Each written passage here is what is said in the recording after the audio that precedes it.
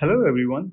I hope everyone is fine amid this lockdown and are watching this video, which is my second YouTube project. Today's video is about the book Thinking Fast and Slow, written by Daniel Kanhemann. Daniel Kanhemann is a Nobel Prize winner of economic sciences in 2002. He got the award for applying psychological insights to economic theory, particularly in the areas of judgment and decision making under uncertainty. So, here it goes. Well, have you ever wondered why the death from terrorism is given more emphasis despite its quantity being really low? Or, I guess many of us have seen the large hoarding boards of big companies in the city area or big market area. What could be the purpose for that? Or, why rich people sell insurance and poor people buy it? Thinking Fast and Slow tries to answer all of these cognitive questions. The book is divided into 5 parts and 38 sections, each section around 10 pages. So I think you won't feel fatigued when you complete a section. When you go through the book, you can easily find the reflection of your acts in daily life in every section of the book. The book is a compilation of work in the field of cognitive bias and fallacies by various psychologists and behavioral economists, which is presented in quite simple language. The book tries to explain the science behind many things like working of our mind, or like when we think of a problem, or when we are in a certain situation, or many normal instances. The writer proposes a theory that there are two thinking systems in our mind. They are System 1 and System 2. So let's explore what these two systems are. System 1 is quite automatic, impulsive, quick and intuitive. So System 1 requires less effort to perform, whereas System 2 on the other hand is cautious, effortful and logical. System 2 basically articulates judgment and makes choices, but it often endorses or rationalizes ideas and feelings that were generated by System 1. So the book discusses more about the weakness of System 1, which causes various cognitive biases and fallacies. So let's go through few of them. Imagine a scenario that two planes have crashed this week and you have to take an aeroplane to attend a meeting by the end of the week. Does it increase insecurity and induce fear in you? Yes, of course. If you are like normal people, it obviously does. Let's see another case, like when you have to walk alone late at night, does your heart beat faster? Yes, why not? And do you become extra cautious? Yes, of course. Both of these conditions are examples of availability bias, which means that we often allocate higher probability to an event which has actually minimal probability of happening.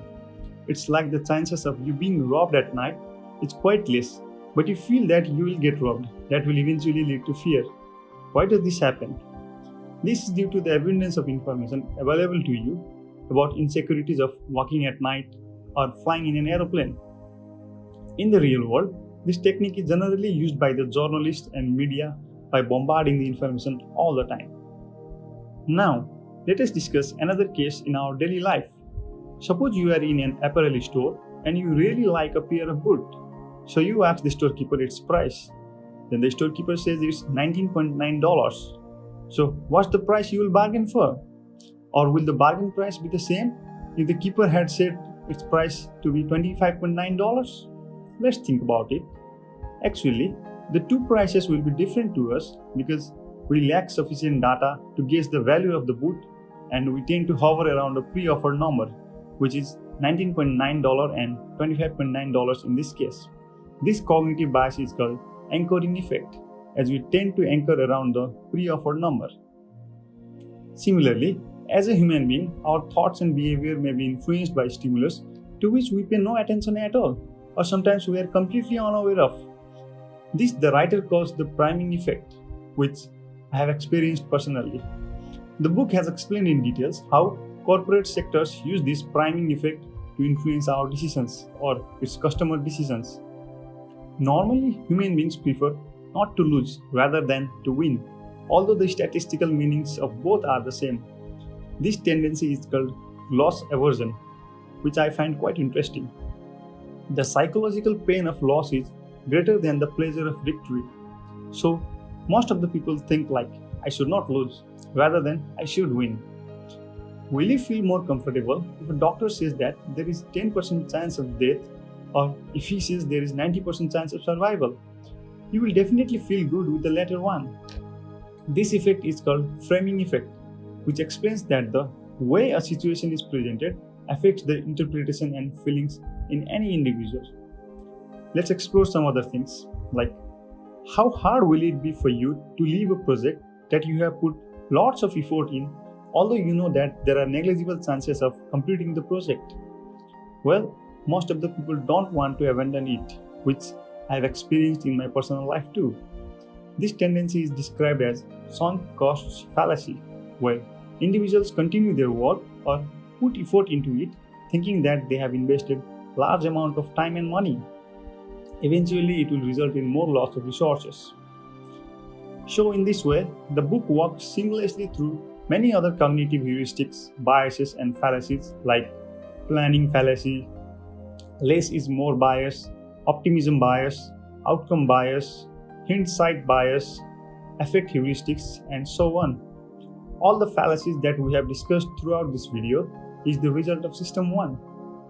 It is the one responsible for making almost all decisions smoothly and effortlessly. System 2 is quite lazy and expends more energy. So it's really difficult for many of us to avoid and eliminate the cognitive biases and errors, but any one of us can tame the consequences by calling into action System 2. This would help us to make more logical and rational choices when important decisions are to be made. Well, this is up to you to use System 1 or System 2 in your decision-making situations. So I think the book points out many loopholes in our thinking system, which we can improve only after knowing it.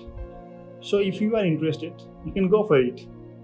Thank you everyone, have a good time and stay blessed.